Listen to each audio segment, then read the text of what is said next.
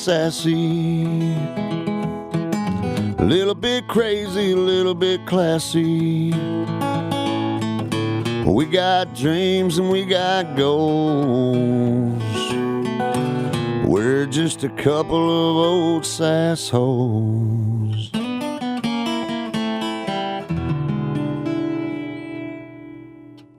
Hey! Hi, everyone. Hello. Welcome to A Couple of Sassholes podcast. I'm Brooklyn Maple. And I am Heather Terry. And this is our podcast about true crime and fucked up people doing fucked up shit. And then we talk about it and we say the word fuck a lot. That's what we do here. It's her favorite word. Tastes good in her mouth. in my sloppy mouth. In her sloppy mouth, yes. Yeah. That is accurate. You guys, we have a treat for you. It's a big old treat. Okay, lean in close. Lean in close. Oh, I thought you wanted me to lean in closer to the mic. I was like, and we'll do it. You guys. We have a guest. We have our first guest on U.S. soil. I was corrected earlier. Not even a guest. We have the, capital letters, the guest. Yeah, we're setting the bar high right off the jump. I mean, I don't know what to do after this. Okay, we'll just let him replace Heather. Wow. I know, came in hard and fast. You guys, we have Chad Benefield. Dun, dun, dun. What a great instrumentation you just gave me, using only your lips and your tongue. That was amazing. Wow. If I had $1 every time she heard that. Oh, shut it.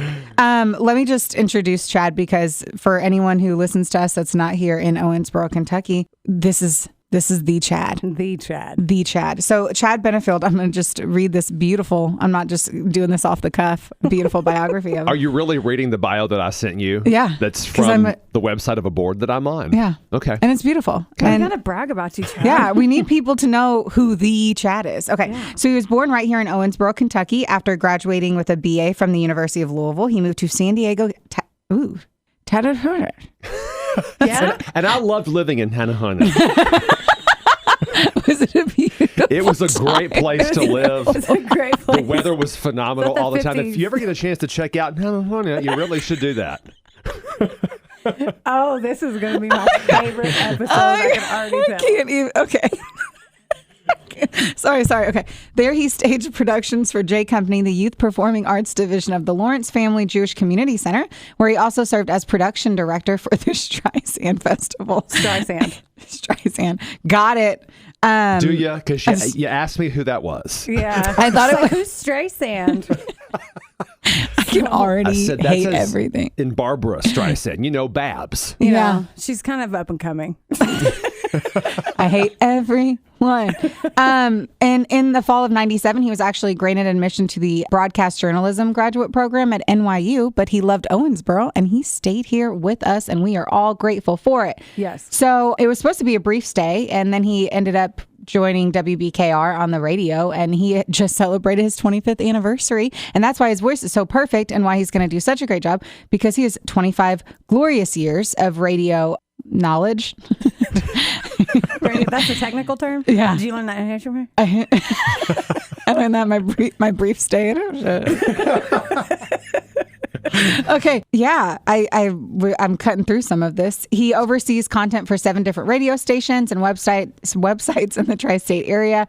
He was also nominated for an Academy of Country Music Award as Small Market Personality of the Year. I don't think I knew any of this. Yeah, I lost. Well, and I'm still bitter about it. Well, now we are too. We have a new chip on our shoulders, if you will. And he has also been a guest announcer at the Grand Ole Opry on numerous occasions. Really? Do I bow down now, or do you want me to do it at the end? How many times have you been on the Grand Ole Opry stage? Probably 8. I've been guest announcer about 8 times, I think. That's just so amazing. So you want to hear a really funny story? So more than anything. When I was a kid, there was an amusement park in Nashville called Opryland. Now, do you all remember Opryland? Was that before your time? It was. I like how you're pointing at me because I'm older. Yes, it was before my time. However, I did work at the resort, so I know a lot about it. Oh, that's right. You did. Mm-hmm. Yeah. So it closed. Opryland closed, I think, in the mid to late 90s. Yes.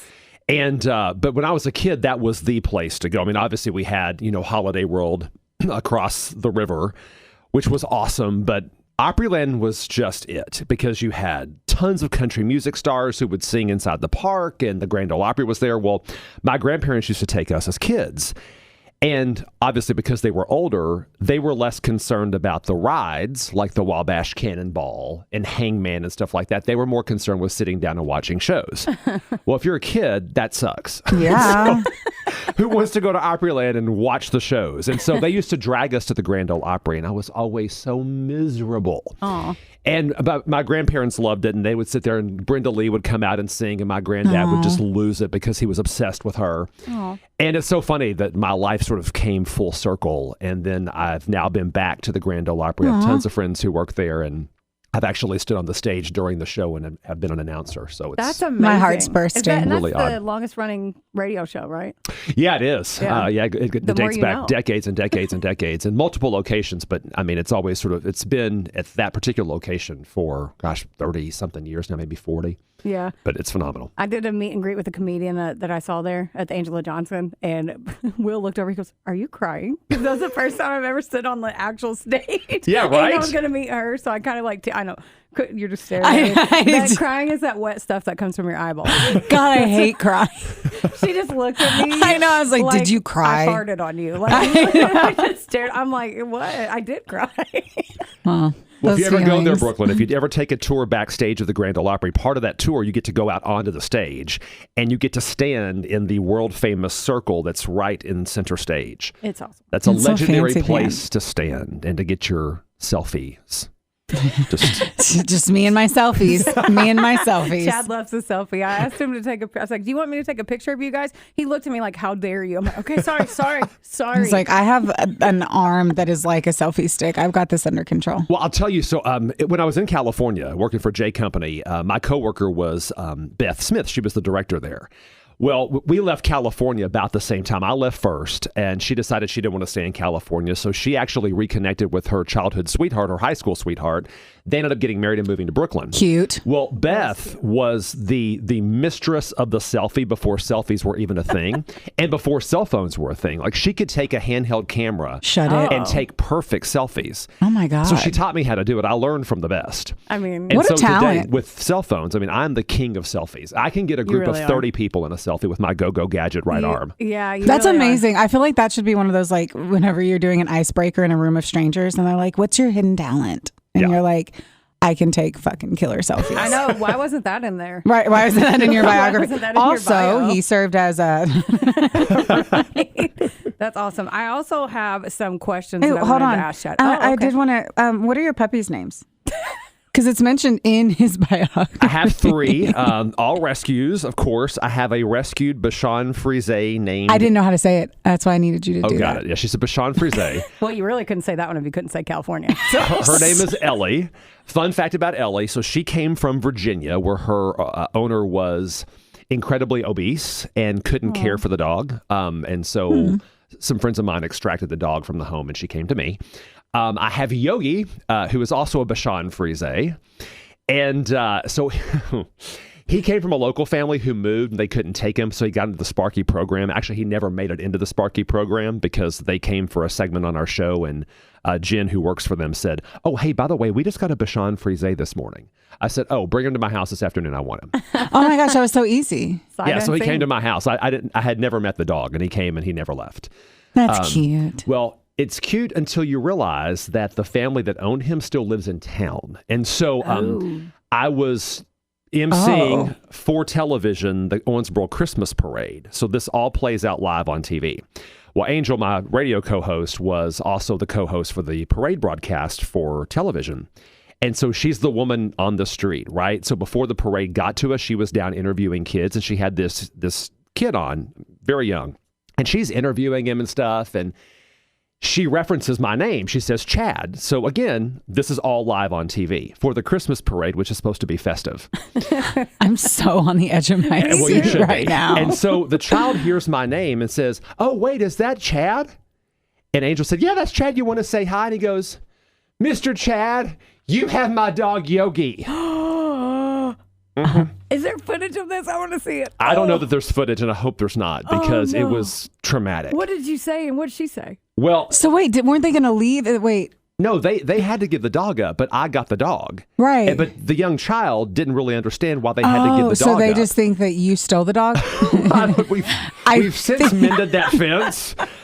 But it was very awkward when the child looked into the television camera and I'm seeing him on my monitor and he goes, Mr. Chad, you have my dog Yogi.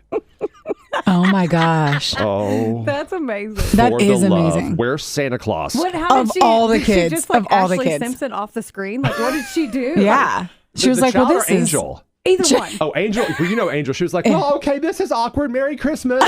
You just reenacted her That so was- perfectly. Angel Oh my Welch. gosh. I love We Angel. love you, Angel, but he does a really good Angel. I know he did. Well, I should really after did. 7 years. Right.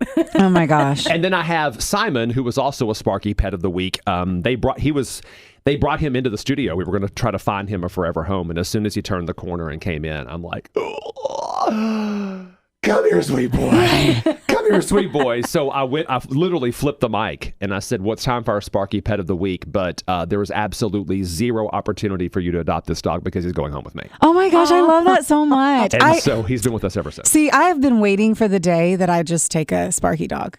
And for Heather, I try, like, if there's one thing that I don't know, that I try to push on She's Heather. a puppy pusher. I'm a puppy pusher like a motherfucker. She's like, I last can't night help she's it. like, can't we just get a dog? What, the two of you? Yeah. Yes. And then, like, 50-50 it.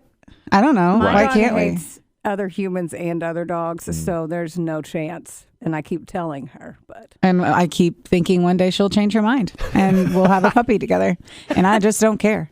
I just want a little meatball just running around. I do want to get a real fat dog and name it Meatball. Real bad. Yeah. Well, see, you've already decided on a name. I mean, I know. I I feel know. like this. I'm telling you. This partnership could be mutual and Well, it could and work. Tracy said that we can have a dog here. Oh, really? Yeah. Which would just mean that me and Heather would have a Chad's dog. like, oh, really? Did she say that? Yeah, I'm pretty sure that's a violation of company policy, but okay. She's like, yeah, we're also I'm going to pretty station Parrot too. We'll name him Chad if you let us do it. Sure. Chad Meatball or Meatball Chad. Do you have any other questions from his? Oh no, that was really the most important thing to me. I You needed to wanted know me the to say dogs. the breed. I didn't know how to say that. Yeah, There's no I would have way. been like the Bajon Frices. And yes, I got one of those Bashan Frices in Hillahuna, where I lived during the mid-'90s, Oh, this is fun. working with Streisand. Oh my God.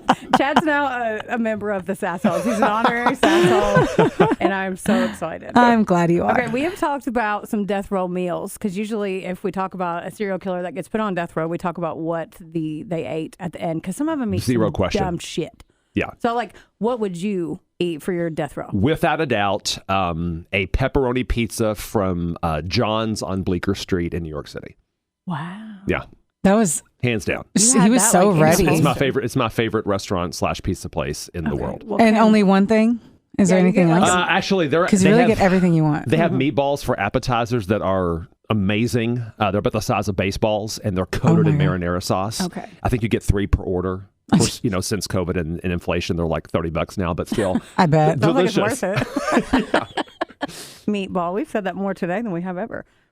What was the first case that got you into true crime?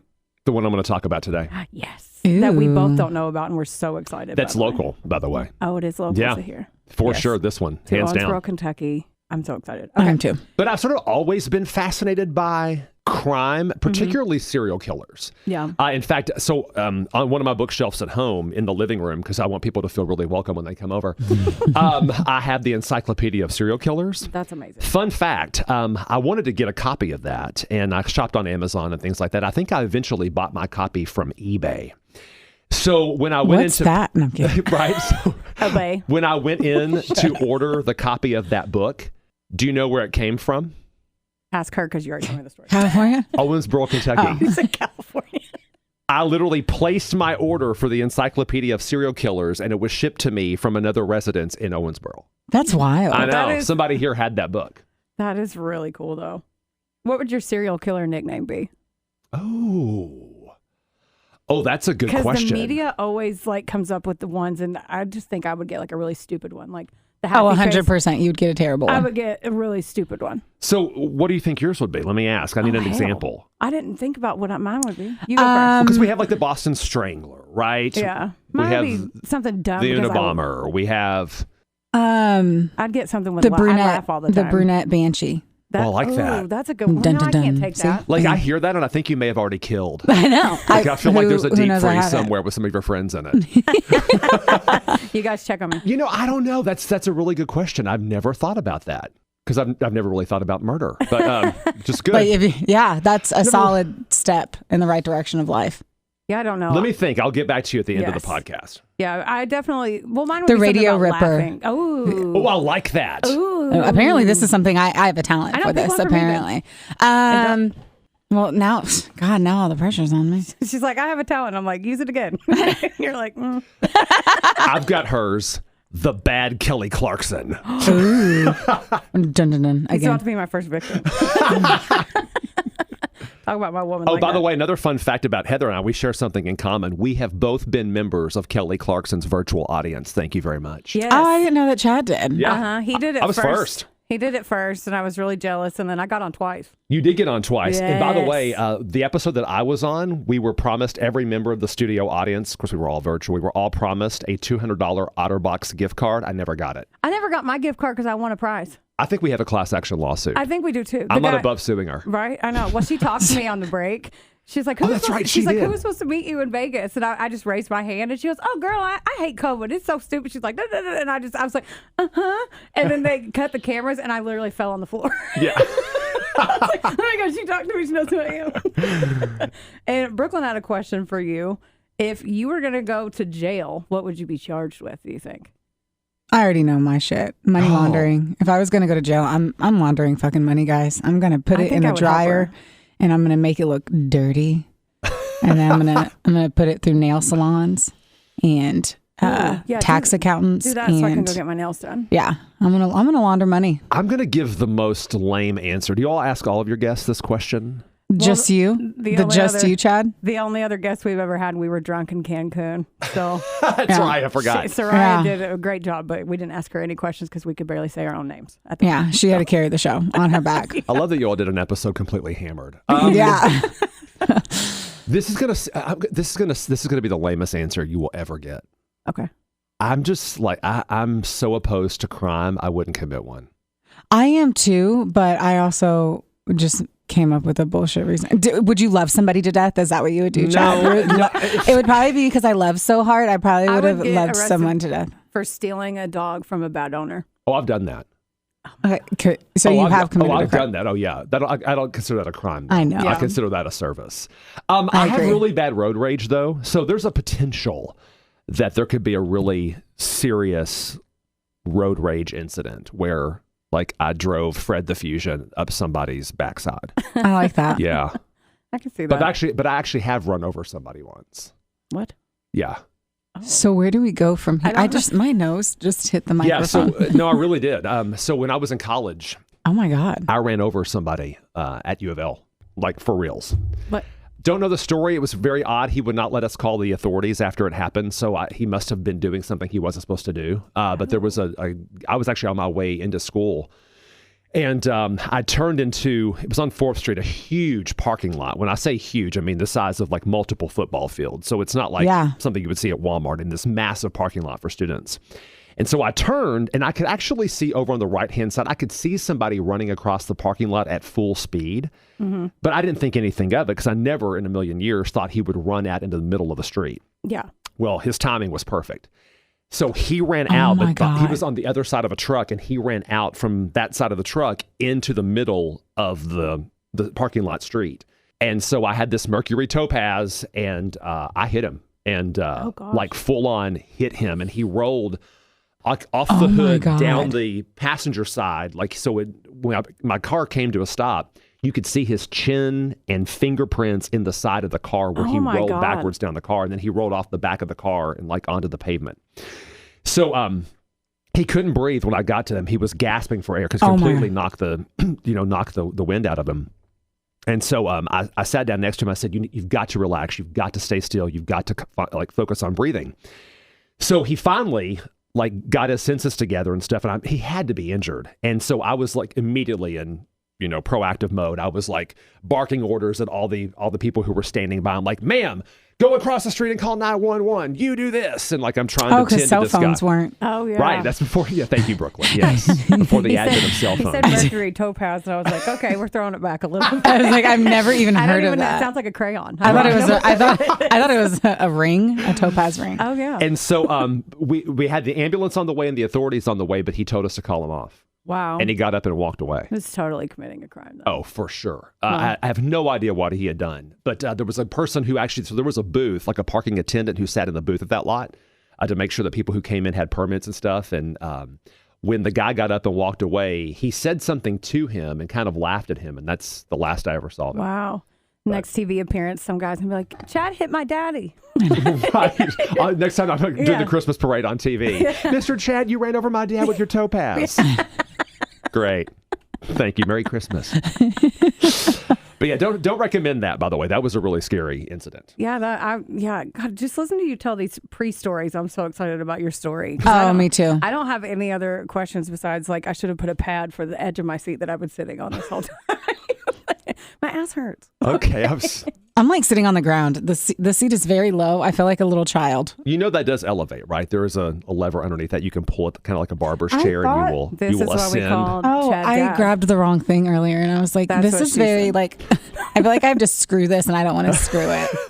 And now I see why. Did you just say this is what we call Chad Dad? Yeah. I know. She just looked at her like, Look at that. that you can elevate Look at that. Well, what you doing there, little buddy? I don't know. I love your Salem, Massachusetts sweatshirt. Do you all know that they're the home to the world's largest Ouija board? Have you seen that? We were there for like ever last Did you year. see the Ouija board? I don't. I don't think we saw it. Oh, yeah. They're home to the world's largest Ouija Guess we have board to now. fly back. Yep. Well, we want to go So I back can get another anyway, sweatshirt. All right, should we do this? I think that we should dive in. So we're going to dive in. Yeah. Well, Yeah. we're not going to dive in. You're going to dive in. So this, the story I'm going to talk about is it's still 40-something years later, for all practical purposes, still an unsolved mystery. Oh, Even wow. though when we kind of walk through this, you'll probably think it's not unsolved, but it's still classified as a cold case because there's no resolution for it, really. No, I hate that. So I grew up in this area, and I'm a child of the 70s and the early 80s. So I was born in 1971. Why does that blow me the fuck away, guys? 'Cause he Everyone doesn't Google look like Chad that. Benefield because he looks 35. Oh, we're going to post so many photos. Oh, yeah. Get ready. We're going to be slutty with your photos. Oh, Okay, great. so Get slutty. So slutty. So I grew up here. I mean, and if you can imagine growing up in Owensboro, Davis County, surrounding areas. I mean, in the 70s and 80s. I mean, it was a pretty quiet place. I mean, sure, we had crime and things like that, but this is before the internet, so you would never really hear much of it. I mean, if there was any kind of crime, you would read about it in the newspaper, or you would hear about it, or learn about it on television, like the nightly local news. So now I knew that very early on that bad things happen to kids, and I knew that because my sister she's younger than I am. She went to elementary school with a young girl who had cystic fibrosis. And that child passed away when she was a student at Thurston Elementary School. So like I had that knowledge as a kid that bad things could happen to kids. But the case I'm going to talk about was the first time that I learned that bad things could happen to kids at the hands of adults. Oh, shoot. So when this happened, in fact, when I say this name, anybody around this area will immediately know it if you were around during that time frame. But there was a young girl named Kathy Kohm. She was from Santa Claus. Do y'all know that name? I just looked at Heather. I've never heard the name. Okay. So, well, this is good. Yeah. So Kathy Kohm was 11 years old and lived over at at Christmas Lake Village over in Santa Claus, Indiana. It's the best place ever. Well, best place ever and smaller than Owensboro, right? So when I'm talking about having no concept of crime really as a kid in Davis County, I mean, just imagine what the kids in Santa Claus I mean, were it's like. called Right. Santa For anyone who doesn't know, Right. we have Santa Claus, Indiana, and that's where Holiday World is, Yes. which is like this theme park, which is a true treat. You should go. The And best. It was yeah, nice. and every little part of the park is a different holiday, and so it's literally like my wet dream. But anyway, Oh my God. and so it's like this super cute town that's very small, but it's literally Christmas themed, guys. Like Yeah. there's nothing sweeter. Like you go there and you're just like, I am now more wholesome than I was before. That's how I feel about Santa Claus. So this like It's the is already best. blowing me away. Yeah. So she lived in Christmas Lake Village with her family. She was 11 years old, very active. She was an athlete. She was on the swim team. She loved to swim. She was a jogger. She loved to run. She played soccer. She was an ice skater. Great student at school. And of course, I didn't know her. We all got to know her Right. when the case unfolded. But one day, she went jogging.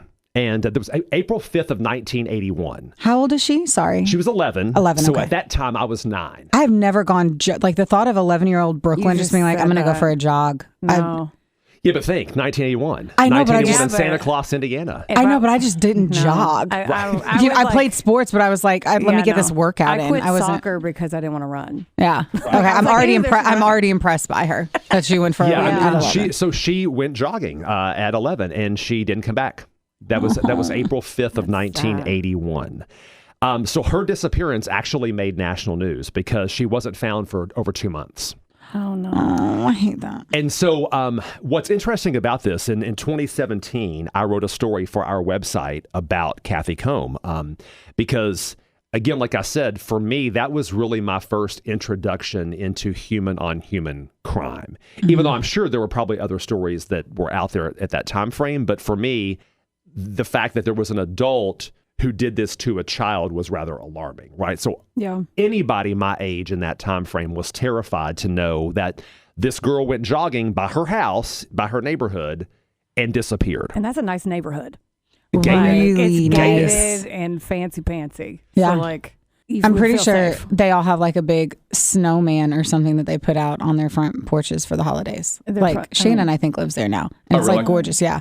Yeah, it's beautiful. It was beautiful back then. Yeah. Yeah. And so, so for 2 months, over 2 months, she was missing. And what's really interesting is that there's so many people over in Spencer County who to this day remember being part of the search crews because friends and neighbors were going out on foot and trying to find her body. And it took months to find it. In fact, it was June 11th where there was, I think it was a local farmer who was out maybe, and they ended up finding, it was a farmer and his son. They were out and they saw they saw a shoe Oh no. in the woods. And they were like, well, that's interesting. And the shoe was like really battered and stuff. So they kept looking and they ended up finding her body in the woods. No. So that was June 11th of 1981. So a couple of months later. And again, this story had already made national news. So here's where it gets really interesting. And here's where the mystery of this really starts to unfold. So when her body was found on June 11th, there was a neighbor who remembered the day that she went missing pulling a car out of the mud very near the site where her body was found. Oh. So he's like, wait a minute. I remember pulling a vehicle out of the mud very near there. Yeah. Like the day that she went missing. I remember this. Well, so that vehicle belonged to Stanton Gash, who was a firefighter in the city of Evansville. Oh, no. Yes. I'm not ready for this, guys. I have goosebumps. Yeah. I'm not ready. I don't know how I feel. I have feelings. A lot of them right now. Yeah. So Stanton Gash was a firefighter in Evansville and then apparently had a second home in Santa Claus. In fact, I don't know this for a fact, but I always heard that he actually had a home inside Christmas Lake Village too. Oh. Okay, so when this person came forward and said that they remember pulling the vehicle out, the police obviously very interested. He was immediately named a suspect. So in court depositions and things like that, his friends said that he actually got his car cleaned the day after Kathy Kohm went missing. Of course, they were saying their testimony was that, well, I mean, he's a really clean guy. Like, it made sense. His car was stuck in the mud. He got it out. He cleaned out his car. So on June 11th, which is the day that her body was found, he was actually admitted to a hospital because of a drug overdose. Oh, shit. So this was the day that her body was found. So she was found on June 11th. So a couple of days later, he was in the hospital under psychiatric care, like he was barricaded down. So the investigation continued. It went on. It went on. They were trying to link Stanton to her murder. By the way, she was raped and she had been shot in the head. Oh my God. Can we also highlight that his name sounds like a porn star? Okay, I was thinking that. I was like, I need to find out if he's a bad guy or not because that name is... His last name's Gash. That makes me feel just dirty and weird. Who would want to be like Mrs. Gash? Okay, anyway. Ew, yeah, and can I ask a question? Because Yeah. I'm sure the law enforcement, they probably haven't seen something like that up there in Santa Claus, Indiana. So did they bring in the FBI? Well, so here's the thing. So this is very interesting. This is why to this day there are still some conspiracy theories. In fact, there are people who live in Santa Claus, and I learned this when I shared the story on our website, that there are people in that community to this day who do not think that Stanton Gash was the person who killed her. Really? There are a variety of people who have these theories that other folks were involved. In fact, there's an interesting piece of this story. In fact, Kathy Kohm's mom talked about this. In fact, when the JonBenet Ramsey case unfolded, the Kohms were interviewed about that particular case for their perspective because of what they experienced with their own daughter. Wow. Right? Oh, man. And so in that interview, Kathy Kohm's mom talked about how when Kathy went disappearing, a park ranger came to their house to search the Kohm's house for evidence. And so a lot of folks are like, well, why did a park ranger come do that? You know, it's very... That's so bizarre. That's weird. Out of the realm of what you typically expect. So keep in mind, the time I'm talking about, this is really before DNA evidence, right? Yeah. So fun fact about this case, I say fun fact, that's probably not the word to use, but it's an interesting fact about the case. When DNA evidence came into existence, this was the first local case that actually DNA evidence was used in. Oh, wow. But keep in mind, that was years and years later. So when they actually started to employ DNA testing and evidence and things like that, it was very, very difficult to make connections. So let's go back to Stanton for a bit. So Stanton, at this point, is under psychiatric hold in a hospital because he is the suspect. He apparently, this is again all circumstantial evidence, which would later come to light in a civil trial. He allegedly wrote a letter apologizing for something. Oh. But there was never any indication what that apology was for. It just happened to coincide with the timeline that I'm giving you. Oh, shit. This is all looking suspect. Oh, for sure. Very Very suspect. sus. What did the kids say? As DeMangelo would say, sus. Oh, yeah. He's like, that's sus. He's also 22. Yeah. Yeah, what does that even mean? I don't know. Suspect. Suspect? Now they say it's just sus. sus? It's an Yeah, abbrev. I know. It's an abbrev. Let's all insert our eye rolls Yeah. because Right. that's annoying. So Stanton Gash at this time was 31 years old. Okay, 31. Oh, man. So police tried to link him to this murder of this young girl. They tried, but never could do it. There was never enough evidence to convict him. So the Kohms decided that since they were not having any luck in criminal court, that they would actually file a civil wrongful death suit against Stanton. Oh. So again, remember, she was found in June of 1981. The civil case unfolded in 1983, so a couple of years later. Okay. So the civil case took place over in Boonville at Warwick Circuit Court. They moved the trial over there. So the circuit court drama played out. The Kohms basically sued Stanton Gash. They had tons of circumstantial evidence involving that truck they pulled out, involving the letter that he had written where he confessed to something. They had the evidence of this drug overdose that sent him into psychiatric care and a psychiatric hold. So they had all this circumstantial evidence. They ended up winning the case. Wow. And this will date amazing. this. But guess how much money they won? Oh, my gosh. Because in civil, if you file a civil suit, $15,000. less. 25. Less? No. 7,500. They won a settlement of $5,000. What year was this? 83? 83. So like 20 maybe now? I don't know. So, I have no idea. But if you think about that, I mean, that's astonishing to think That's that nothing. that you're in court because your 11-year-old child was murdered. Yeah. And the settlement that you get from the alleged perpetrator is $5,000. Didn't Kobe Bryant's wife just get $28.2 million? For the photos, right? Sure. I don't know. Yeah. But just $28 million. Yeah. Like, Is that why she got the settlement? I'm pretty sure it was. Now, this is also circumstantial evidence because I don't know for sure. But I'm pretty sure that's because photos got released of the wreckage and stuff by the news. You know what is this is totally switching gears, but let's talk about that case for a second. A couple of years ago during the Owensboro Air Show, we had a flight, well, I say a flight school, there was a couple of guys from it. There's a flight school out west that educates people who fly helicopters on how to get out of distressful situations where you can be killed. And so they have this helicopter that literally flies upside down. It's crazy. It nosedives. It does rollovers. I mean, a helicopter. And you can that's see, terrifying. You know, you can see F-16s doing this, Right. but a helicopter, well, y'all know I will do anything. So they were like, "Hey, do you want to ride with us?" Yeah. Yeah, I would totally do it too. Absolutely. Oh, yes. yeah. So I went in the helicopter, but they were telling me that they could have, if the folks who were in, like Kobe Bryant and his pilot, they said if they had taken their course, they would not have perished in that crash. Oh. That they went back and studied like some of those reports about what happened with the helicopter. They said we could have trained them to prevent that. Like we could have gotten them out of that situation. It's pretty harrowing though to ride in a helicopter that flips upside down. I mean, if you're going to go with anybody with one that flips upside down, it's probably those people that I would do it with. Well, Right. the crazy thing is, like, you know, people are like, well, do you wear a parachute in a helicopter? A parachute. Because if I eject from the helicopter with the parachute, guess what's going to cut the parachute in half?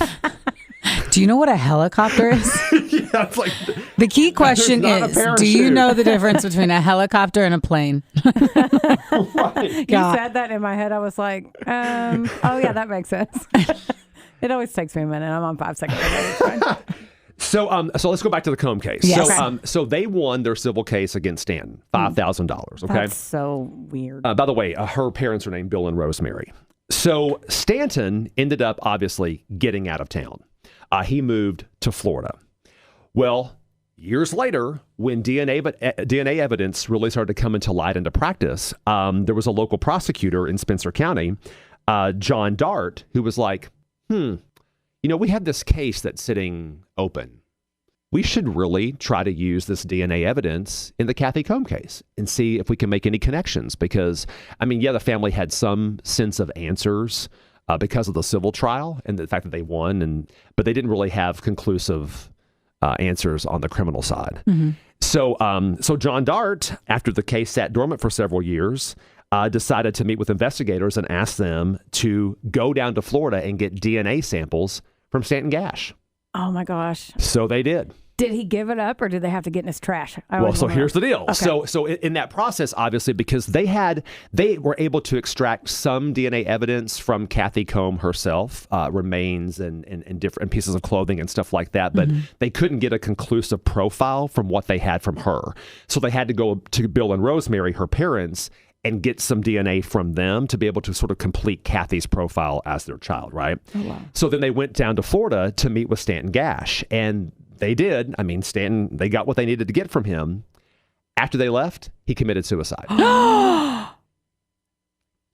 He committed suicide. And so what? Oh my God. I did not expect. I was not ready for that. Yeah. I wasn't either. So naturally, what people assumed was that was an admission of guilt. I wonder why. Like, Right. dude, Yeah. oh my God. So people just assumed that was an admission of guilt. Well, so here is what happened that really has, to this day, some of those folks in Spencer County still unsure about Stanton's guilt. Because here's what happened. So they had samples from him. They were going to take samples from Kathy Kohm's body. They were going to be compared to hair, blood, and saliva samples, which were taken from Stanton Gash in Florida. Investigators with all this DNA now tested a variety of items. In fact, there were about 20 of them. And those items were Gash's .22 caliber rifle, several items of Kathy Kohm's clothing. They were cross-referencing to see if, you know, there were traces of his DNA on that clothing because she had been raped. So gun, they actually took some of the, they took samples from the floorboards of his car that was pulled from the mud. They took some samples from that. So nothing at all was conclusive. Stop it. Nothing. What the fuck? Really? They could not make a definitive link from Stanton Gash to Kathy Kohm. The I DNA have did one- not match. Well, I'm not saying it didn't match, but there was nothing that was like wholly conclusive. Yeah, I have one quick question.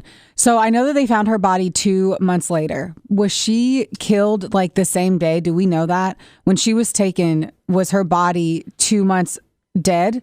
God, I'm not sure they know, but I'm assuming that's what folks just.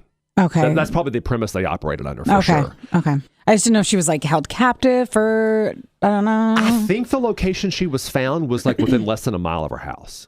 Oh man. I feel like it was very close to the neighborhood. She wasn't far at all. I think it was like a mile away. And in Santa And it Claus, took 2 months for them to find her a mile. that's what I was going to say. There's a lot of rural. You're right. Yeah. Rural. That's a hard word. Apparently. Rural. Today on a couple of Sassholes, Streisand. we're going to have an impromptu hooked on phonics moment as Brooklyn learns how to say yeah, and Heather learns how to say woo. Crushed it.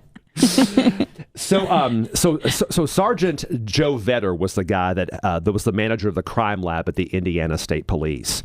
And he confirmed that there was no DNA evidence that actually tied Gash to the crime scene. And they actually did like weeks of forensic testing on what they got. And Vetter said, and again, keep in mind, this is a sergeant with the Indiana State Police, and that post was in Evansville. He said, and this is a quote, he said, "I'm comfortable that DNA evidence is not there." He said, "I don't think there is anybody in the country who could find it." He says, "We knew this was a long shot, but given the circumstance of the case, it wasn't like we were going at this thing with the 50-50 chance. We knew there was only a slight chance of success." Well, like I mentioned earlier, this was really the first local case that employed DNA testing, and he admitted that he was really disappointed that the results weren't more favorable. Wow. But so, is this on like a show? Are there any shows about this? You know, I don't think so. I don't think that. Well, now I mentioned her case made national news, and it did. Yeah. And again, I mean, that's really the perspective here, because I mean, I was 9 when she disappeared. Well, I was 9 when they found her body, and you know, we were seeing this story not just on like our local news channels, but it was picked up by national news. And it was crazy for us to look on TV and see the photograph. Oh, but I have a photograph of her. I'll show you guys. Oh, yeah. Because this is the photograph that we all saw. She's so cute. How is that 11 anymore? I can't figure out ages. I'm like, oh, she was 18. Yeah, so this is 11-year-old girl. That picture was on every television station that we watched as kids. I mean, and so for us, I mean, we kind of were her, right? I mean, because, oh my gosh, I mean, she's from right across the river and this happened to her and she's on national news and she was abducted. In fact, I remember, and I shared this in the story that I wrote for our website back in 2017. I remember right around that time, I was a motorcycle rider. I used to compete like in motorcycle rodeos and stuff like that. What the fuck? What? Yeah. Do I even know? Are we friends? Like, I don't think I know you. That's what? So cool. Wait. Yeah, I used to compete in motorcycle rodeos. Casual. That's where the sleeve tattoo comes from. Now I get it. Yeah, we would do like different disciplines. Like we would do like barrel racing, but on motorcycles, and we would do. What is that? Yeah. Where's my phone? I need to Google everything. We would do like slalom. You know how like snow skiers would do slalom on their skis? Like we would do slalom on motorbikes to like see how quickly we could turn in and out of flags and stuff like that. Slalom. Yeah. I had no idea. And we did like I guess ramping. We would go and like speed up ramps and see how far we could jump our motorcycles. I did not know you were evil. I had no idea. Did what not can I know. say? The more you know. But yeah, so my friends and I, we were on our motorcycles all the time. And I remember right around this time, and it was really, because again, you know, we're out late at night. We don't think anything's going to happen. But I remember, I think it was my friend Brad or my friend Brian, I'm not sure, but we were on my motorcycle. And we were riding in our neighborhood, which was also very rural. I lived on Roy Clark Road out in East Davis County. And I remember we turned onto our road to drive back to my house, and this car came up behind us with their headlights on, and they were trailing us, and they followed us forever. And, oh my God, I hate they that. kind of like drove us into a ditch. They shoot, and so we were terrified because immediately we started thinking about this case because it was going on, and we're like, oh my gosh. Yeah. Is this the person or whatever? And it was terrifying. And so I remember we ended up getting to my driveway and turning into my driveway like as this car like finally like sped past us. But it was insanity. That's terrifying. And I remember that. So I'll never forget that memory of being on that motorcycle and having that car trail us like that and get up behind us. And we were trying to outrun it because you can't outrun a car. And so they were like moving over to the right and forcing us into the ditch. I mean, they were really trying to wreck us. And I have no idea who that was. Why? No idea. Why is everyone 80s, crazy? The 80s, right? Yeah, or early 80s. So like 81. in the 80s, they were just like, have fun, see you later. Sure. Now it's like, track my kid, Well, there's apps and stuff. But like, Yeah. if you think about it back then, my mom was like, all right, see you And later. still, there's so many murders, though. And you're still not. I mean, I've always said this. If you're going to kill somebody, it has to be someone random. Can never, like, no one kill anyone, right? Heather's staring at me like, No. really? Is this what you said? No, but it has to be at random. And I don't know. It seems like there's no way to get away with murder anymore. Like there's too much.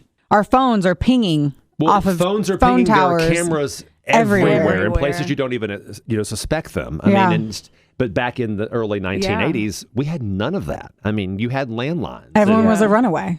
It's shocking that they weren't like, oh, she was a runaway. At least they didn't say that. Yeah, because a lot of the cases that we cover, they do say that a lot. They ignore it for a long time. I wrote this in the story that I wrote about Kathy. It says, to this day, locals in and near Santa Claus, Indiana have their own theories because the mystery still relatively is unsolved, right?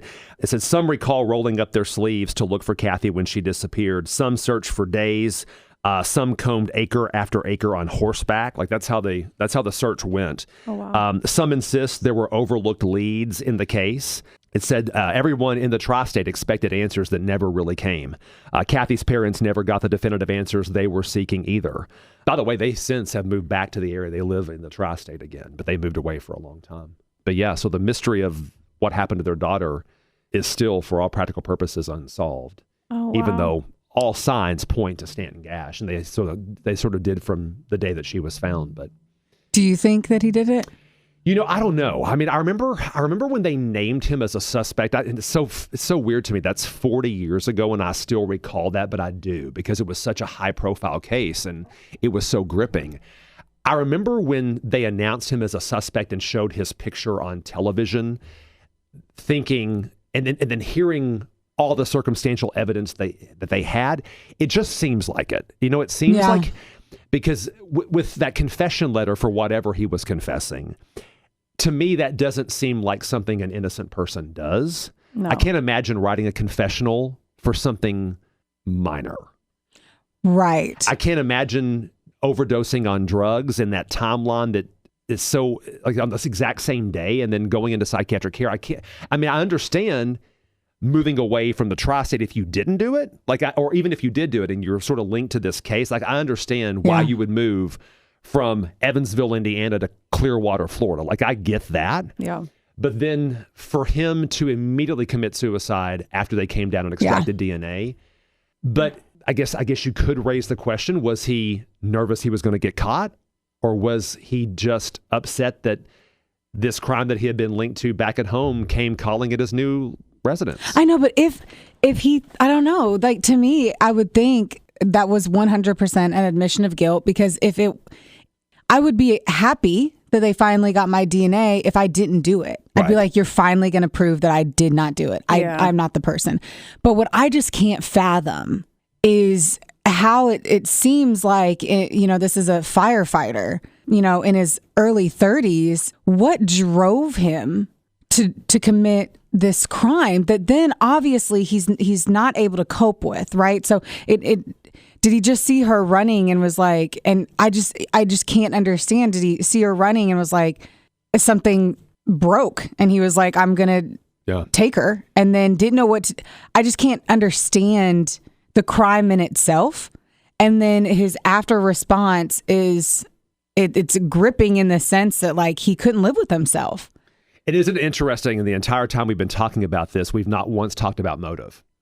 I was going to ask that. Motive, it never really came up because there were so many questions about his connection to the case. I don't think investigators ever got the opportunity to even tackle motive. Yeah, like, did he? Why? What was his history? Did he have a criminal record? That's what I was going to ask. Like, what did he do before? I don't know that he could be a firefighter with a criminal record. Can you? I don't know. Because you're into Probably people's not. houses. Probably I don't not think today. you can. I mean, maybe back then, possibly, I guess. But, like I said, I always heard this. I'm not sure if it's true, but I always heard that he had a residence in that area, like a second residence. And, maybe it goes back to that through line, what you heard in Silence of the Lambs, that you covet what you see. And so maybe he had seen this young lady out. Maybe he knew who Kathy Kohm was. Maybe it's somebody that he saw running on a daily basis past where he was. So maybe it's a situation like that where you covet what you see. But I don't know. And the sad part about it is no one is going to know because of the way that the case played out. In fact, you all have tackled the Heather Teague case, right? I don't know about tackle. That's a strong word. That was like our second episode. Back when we really... So there's a very similar thread in that case where police had a suspect, and as they approached that suspect, that suspect committed suicide. I mean, they sort of share that detail in the case, and of course, the T case to this day still unsolved. Yeah, there's a lot of holes in that one too. Oh, for sure. You know, I saw her mother. I was having this conversation with my mom last night, oddly enough. I saw Heather Teague's mother, who's been on this desperate search for answers. And look, nobody can blame her. Yeah. This desperate search for answers for decades. And I remember that desperation led her to the Montel Williams show one day. She went on to get a psychic reading from Sylvia Brown, who was a regular on his show. You know who that is? Yeah, so Heather Teague's mom went on Montel Williams and met with Sylvia Brown on the air. And Sylvia was trying to like dive into the case and get details and then give, you know, her psychic prediction about where Heather was, which obviously didn't lead to an answer. But still, I mean, that kind of shows the mindset, these parents who don't get their answers, like the links they will go to try to find them. I would do anything. I would do anything. Mm-hmm. Yeah, I came across a quote from Kathy's mom. Oh, yeah, this is actually leading up to the civil suit. She said, I would shoot Stanton Gash if I could get by with it. She said, I have enormous hatred for him, and I don't care if the whole world knows it. Wow. So it sounds like she believes it was him too. I think I would. Yeah, she followed it up. I think it's him. I do too. She followed it up with this. She says, victims of such tragedies don't just disintegrate. The anger doesn't go away, but it doesn't have to destroy or cripple you. So her family actually ended up getting involved with various networks for missing children and stuff like that. Mm-hmm. That's why they were interviewed for the JonBenet Ramsey case, because they became, you know, activist to a degree with other families who had kids who were missing. Wow. Did they have other children? You know, I don't remember. I don't know. I mean, just curious. You know, I'm not sure. And honestly, in all the research I did for the story that I wrote, I didn't see that, but it's entirely possible. Yeah. I mean, it would be probably odd that they didn't, but I'm not sure. But here's how I close that story, because like I mentioned, you know, for kids who grew up in that time frame, I mean, I think all of us remember exactly what she looks like. I showed you all the picture, but I don't have to see that picture. Right. Because, I mean, her picture is like burned into my brain and always will be. So I wrote this. Like I said, in 1981, I felt like I knew Kathy Kohm, and I still do. She's the girl who taught me when I was just 9 years old that really bad things can and do happen to kids. She's the girl who made me think twice about walking anywhere alone, and for months and years, I didn't. She's the girl I thought of immediately that night that a friend of mine and I were riding my motorcycle and a car came up behind us, slowly trailed us, spotlighting us the entire length of the road. In that instance, we were terrified. And in that moment of terror, to some hauntingly psychological degree, we were Kathy. I think for those of us who were Kathy's age when she disappeared, we are all still her. Should I take the mic off and drop it? I don't know. Oh my gosh. I know. That's Kathy Kohm's story. Wow. That's so sad. A little bit. That's really sad. That's so sad. It is. And I think there's just, what's also sad is to take a moment and understand that was the loss of your innocence as well. Oh, but yeah, you know what I mean? Every kid who lived here who could comprehend what happened to her, for sure. And again, we just in this location in the country, we just didn't have that kind of thing. I mean, no one would ever have conceived that until that happened in 1981. Wow. I don't have any words. The article's still on WBKR.com. It is, right? yeah, sure. Yeah, you guys can look that up. And actually, I think if you go to our social media page too, when I posted that article, a lot of folks from Spencer County who were involved in the search for her, or who had theories about what happened to her, they chimed in, and you'll see some of those theories and things in the case that people thought were suspect. And when I say suspect, I don't mean Stanton Gash. I mean other things that caught them as odd or as outside of what seemed normal for an investigation and things like that. You'll see what people think about it. That's what I ponder too, because firstly, I was blown away that the person who pulled the vehicle out remembered the vehicle. You know, like I don't know that if I helped someone's vehicle, I'd be like, oh, it was a 2020 RAV4 silver or something like that. I don't know that I would remember that, and that they automatically went to him. I just wonder how quickly he was chosen as a suspect, whether or not he was or wasn't, and if that, because we've seen this a million times, where they grab onto one person, they're like, you will be the person who did this. whether or not you did it. That's what I was thinking too. And then and always when you're reading into those cases, you're finding where they're like, well, no one mentioned that the mailman had cuts on his arms and that he was known for being a pedophile. I don't freaking know, but there's always more than one suspect. Oh yeah. So it's very shocking to have it seem like there was only one and no one else. Like there was no other DNA taken from anyone else to possibly. Well, I mean, they didn't have DNA at the time, Yeah. so well, I nobody mean, would have thought to do that. like all those years later when they went back, he was the only person they were testing against. Sure. You know, I'm just intrigued that there was no one else to possibly, I don't know. Yeah. I think in the minds of a lot of people, when the Kohms won the civil suit against him, that settled the case. Like, I think for a lot of people, I mean, even though a $5,000 reward seems so ridiculous and insulting. Yes. But again, early 1980s, right? I mean, so $5,000 probably at the time was a pretty good chunk of change, especially if it was coming from somebody who didn't have it. But I think for a lot of people, that was probably some resolution. Mm-hmm. Now, for the Kohms, I'm not sure if that was resolution. I'm going to guess not, probably because of what happened afterwards when DNA was introduced and they went down to get Stanton's and Stanton committed suicide. And then all that evidence was inconclusive. I would imagine there's probably still some question out there, but I don't know how you live with that. I don't know how you come to terms with it or try to find some peace out there. But I know that they have. I mean, I think that they would not have moved back here if they didn't have some sense of resolution. Yeah, and they're actually helping other families now and at least turn a tragedy into something good. So that's good. Well, there you go, Sassholes. Man, Kathy Kohm. That was beautifully told. That was. Thanks. Mr. Chadwick. I know. The whole time I felt like I was watching Forensic Files. I was sitting up, I was like, leaning forward. This was such a thanks for having me. Treat, like to have someone tell us the story. I drove in here and I was like, oh, sweet baby Jesus. I don't have to tell a story or try to ransack my brain. And thank you for doing the hard work for us. Sure. Yeah. Thanks for having me. I felt like I appreciate forgot something the whole I did time. too. I was like, I'm not ready. Wait, I don't need to be I ready. was like, wait, I just have to show up. Right. It would help if I could have said California early on, but everything's fine. Oh, but it's so much more fun now because you're giving people a vacation destination. I mean, really, check out the hotels on Expedia.com right now for Hallelujah and enjoy your stay. Well, thanks again, Chad. We really Thank you, appreciate Chad. it. Thanks for having me, Sassholes. It was good times. Yes. Yay. Rate, review, subscribe. Follow us, do all the things. Please do all the things. Please, all of the things. Tell your mom and your sister, but not your kids. And if you are a Chad fan, please make sure that you continue to listen to us after this episode. Yes, thanks for being Honorary Sasshole, Chad. Yes, you're Thank you. perfect. Okay, thanks. Bye. Thanks, bye. Theodore, can I bet that guy?